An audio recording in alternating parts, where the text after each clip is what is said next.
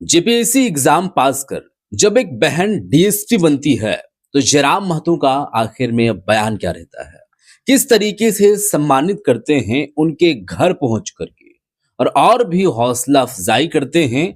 तमाम लोग जो देखने वाले हैं वो देखने वाले भी उनको थोड़ा सा मोटिवेट मिले कि कहीं ना कहीं ये काम जो कर रहे हैं ये लोग वो काम अच्छा कर रहे हैं और ये काम करने का और भी लोगों के अंदर में मोटिवेशन जागे कि हम भी ऐसी मेहनत करेंगे, हम भी ऐसी काम करेंगे, तो आज इस मुकाम पर ये लोग हैं, हम भी रहेंगे।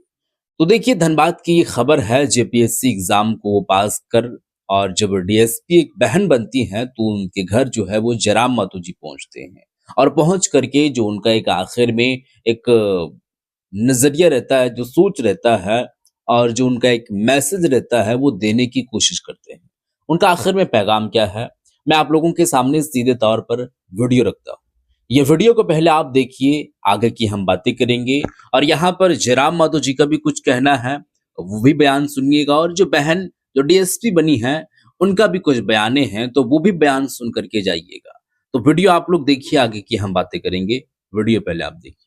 जयराम जी, एक अपने घर की बच्ची जब इस तरह से सफलता पाती है तो कैसा महसूस आज आपने इन्हें सम्मानित देखिए निसंदेह और ख़ासकर जब एक बहन सफलता पाती है तो उससे क्या होता है कि आज भी हमारा समाज कहीं ना कहीं बहनों को लेकर संकुचित है। उनकी सोचें थोड़ा सा संकीर्ण हो जाती है कहीं कहीं। तो जब बहनें घर से बाहर निकलती हैं तो हज़ारों बहनों को एक रास्ता देकर जाती हैं, हौसला देकर जाती है, एक उम्मीद और प्रेरणा देकर जाती है। तो इसलिए ये बहुत ही उपलब्धि का विषय है और निसंदेह पूरे क्षेत्रवासियों के लिए गर्व का विषय है।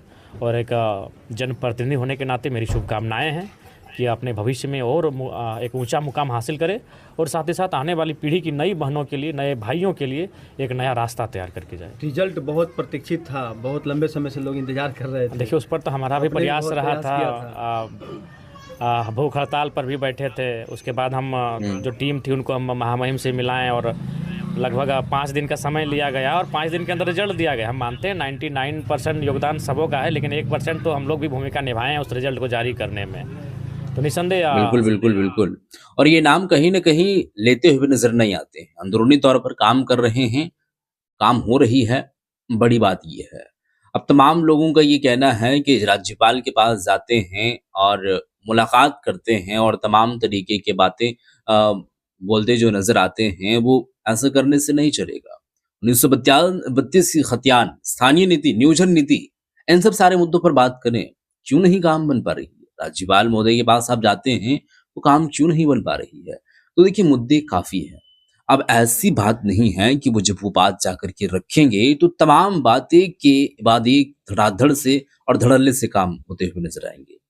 काम होगी, बात रख रही है, लेकिन थोड़ा सा धैर्य रखना पड़ेगा। ये सब काम थोड़ा सा लेट हम होगा। लोग बहरहाल छात्रों के साथ, उनके सुख दुख के साथ, उनके संघर्ष के साथ खड़े हैं। और अभी भी भले एक विधायक के रूप में हम आप जान रहे हैं, लेकिन अपने आप को हम एक छात्र ही पाते हैं। हम भी अभी भी हमारा विश्वविद्यालय से नाता है। 12 तारीख को हमारा भी एनुअल रिपोर्ट का सबमिशन है। तो निसंदेह हम उन चीज़ों को समझते हैं कि किन विकट परिस्थितियों में गाँव घर के बच्चे अपनी पढ़ाई को पूरी करते हैं। जयराम बच्चे एसएससी का अभी भी बहुत सारा भर्ती पेंडिंग पड़ा हुआ, उत्पाद सिपाही, झारखंड पुलिस, सीजीएल, टीचर का, सहायक आचार्य का, उस पर कैसे आगे बढ़े? देखिए उस पर इस बार हम लोग तो उम्मीद किए थे कि अगर सदन चलेगा तो निसंदेह उस पर हम लोग सवाल जवाब होता, सरकार से तीखा बहस होता। लेकिन चूँकि आदरणीय दिसम गुरु का देहांत होना और सदन को स्थगित कर दिया गया, लेकिन जैसे ही सदन दोबारा प्रारंभ होगी निसंदेह हम लोग उन विषयों को पटल पे रखेंगे। गुरुजी अब हम लोगों के बीच में नहीं है, आप भी वहाँ पर उनको श्रद्धासुमन अर्पित करने के लिए पहुँचे थे। और कहा जाता है कि वो आपने भी एक बात कही थी कि वो पक्षियों की भाषा भी जानते थे और लोग उनसे उसी भाषा में बात भी कर लेते थे और कई बार उन्हें पुलिस से छुप कर रहने के लिए बहुत सारे किस्से हैं। आज भी बहुत सारे लोग जिंदा हैं, चाहे तोपचाची हो, राजगंज हो, बलियापुर हो, गोविंदपुर हो, सिंदरी हो, ये तो उनका कर्मभूमि रहा है। चाहे भेलाटाड़ी हो, हमें नहीं लगता है कि आसपास में कोई ऐसा गांव मोहल्ला ना हो जहां उनका कोई न एक पुराना साथी नहीं हो। उनका किस्से को भी, हम लोग तो बच्चे हैं अभी उनसे अगर आप कहेंगे तो हम लोग बच्चे हैं। अगर किसी से भी पूछिएगा तो गुरुजी के किस्से कहानी, विनोद बाबू एकेरा के किस्से कहानी आज भी इन वादियों में है। वो बताएंगे आपको कैसे उनका जीवन था, क्या दिनचर्या थी, क्या संघर्ष था। उनके सपनों का झारखंड बनाने के लिए और क्या कुछ करना बाकी है अभी? देखिए अभी बहुत कुछ बाकी है। 10% पूरा हुआ है, अभी 90% बाकी है। और ये सु अवसर, मैंने भी तो कहा कि ये उनके जाने का सु अवसर है। जाना तो एक दिन सबको है, आपको भी, हमको भी, यहाँ जितने लोग हैं। लेकिन गुरुजी सही समय पर गए हैं, क्योंकि अपने जिस पार्टी को गुरुजी ने बनाया था विनोद बाबू के नेतृत्व में, वो पार्टी सबसे ज़्यादा सीटों के साथ आज सरकार में है। उनके बिल्कुल, बेटे आज बिल्कुल। मुख्यमंत्री के रूप में हैं। तो अब इससे बड़ा शुभ अवसर क्या होगा गुरुजी के सपने को साकार करने के लिए? अब तो बहाना नहीं होना चाहिए सरकार के पास। माननीय मुख्यमंत्री केवल अब भावनाओं की बात नहीं होनी चाहिए। गुरुजी का आदर हर कोई करता है, उनके जाने से तकलीफ हर किसी को है, लेकिन उन तकलीफ़ों में आप अपने आप को खोकर बहाना ना बनाएं, गुरुजी के सपनों को साकार करें और नीति नियम बनाएं। सबसे पहले तो आपको बहुत बहुत बधाई इस सफलता के लिए। और अब डीएसपी बनने जा रही हैं आप, और थैंक यू। जयराम जी ने भी अभी आपको सम्मानित you so किया। much. कैसा महसूस हो रहा है? बहुत अच्छा फील हो रहा है, और इन्होंने भी काफ़ी प्रयत्न किया लास्ट स्टेज में, जब फाइनल रिजल्ट नहीं पब्लिश हो रहा था तो इन्होंने ही गवर्नर को लेटर लिखा था, शुक्ला जी थे, तो I am very thankful to him as well. किस तरह से सही। आने वाले भविष्य में आप अपने स्तर पर, जब आपके हाथ में जब जब पुलिस का पावर आएगा, उस वक्त कैसे आप समाज को एक दिशा देने का काम करेंगे? मैं चाहूँगी कि जो भी पावर मेरे को मिलेंगी, जो रिस्पॉन्सिबिलिटीज़ मिलेंगी, मेरे अंडर जो जुरिस्डिक्शन होगा उसमें मैं पूरी ऑनेस्टी से काम करूँगी। मोस्ट स्पेसिफिकली मैं काम करना भी चाहिए। देखिए, अभी के एतबार से अगर देखा जाए तो इंसानियत लोगों के अंदर देखी जाती है। पैसे कमाने की अगर बात है और आपके हाथ में अगर वो पावर है तो उसका दुरुपयोग करके और अच्छे खासे रेवेन्यू जनरेट कर सकते हैं, अच्छे खासे पैसे कमा सकते हैं। लेकिन समाज में जो एक असर पड़ता है, जो एक समाज में गलत इम्पैक्ट पड़ता है, उस पर देखें।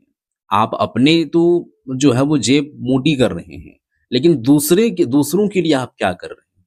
आपके पास में वो अगर समस्याओं को लेकर आ रहे हैं तो उस समस्याओं को समाधान आप किस लेवल की जो है वो करते नजर आ रहे हैं? आपको जो पावर मिली है वो पावर का आप कैसे और कहाँ और क्यों और किस तरीके से इस्तेमाल कर रहे हैं?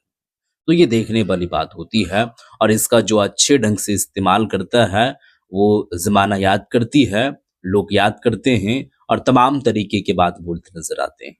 बाकी वुमेन पावर बहरहाल सबका एम्पावरमेंट में ये अपना वर्क करना नजरिया। चाहूँगी, क्योंकि वुमेन ही मैक्सिमम क्राइम्स वुमेन के अगेंस्ट होती है, तो मैं चाहूँगी जो क्राइम रेट है वो कम से कम हो। बेटियों के प्रति समाज की जो धारणाएं अब तक थी, उसमें कितना प्रतिशत बदलाव आपने देखा है? अभी तो परसेंटेज इंक्रीज़ हुई है डेवलपमेंट में फॉर श्योर, एंड आगे वाले आने पीढ़ी में मैं इंश्योर करूँगी मैं भी कुछ डेवलपमेंट में अपना योगदान दे पाऊँ। आपने वैकल्पिक विषय में क्या रखा था? खोटा रखा था। खोटा ही क्यों?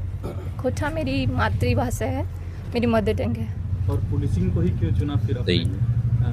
प्रशासनिक हाँ, इसके बहुत सारे रीजंस थे। सबसे पहला रीज़न कि यूनिफॉर्म सर्विस मेरे को चाइल्डहुड ड्रीम थी, और मैं बहुत इंस्पायर्ड थी एसपी सुमन गुप्ता मैम से, so this was my first. तो ये थी जेपीएससी एग्जाम जो है वो पास कर डीएसपी बन जाती हैं, और काफ़ी शुभकामनाएं हैं इनके साथ, और ये अच्छे ढंग से काम करें और वो उस लेवल की काम करें जो लोग एक्सपेक्टेशन करते हैं, जो एक तरीके से लोग उम्मीद लगाते हैं, जो आस लगाते हैं। जो पावर है वो, जैसे कि हम पहले बताएं, उसका दुरुपयोग ना करें।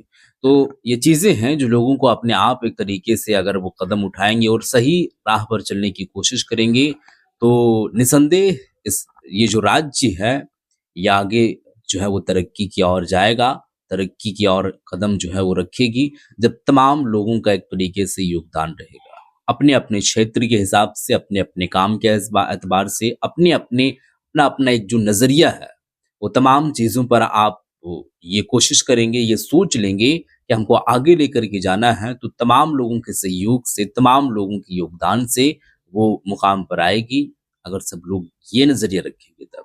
बाकी ये सोचेंगे कि मेरे से क्या होगा, तो सब लोग अगर ऐसा ही सोचने लगे कि मेरे से क्या होगा, मेरे से क्या होगा, तो ऐसा नहीं चलने वाला है। खुद को अपने आप में अपग्रेड करें और वो चीज़ पर ढलने की और ढालने की कोशिश करें, तो तमाम चीज़ें बदलती नजर आएगी।